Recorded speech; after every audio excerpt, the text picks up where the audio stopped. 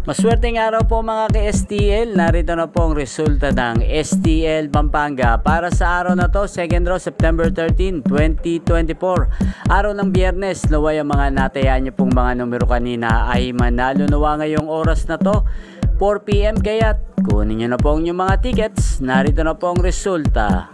Para po sa STL Pampanga, second draw result, ang mga numerong nanalo 33 at 33 in exact order sa lahat po ng nakataya kanina ng 33 at 33. Congrats po sa inyo.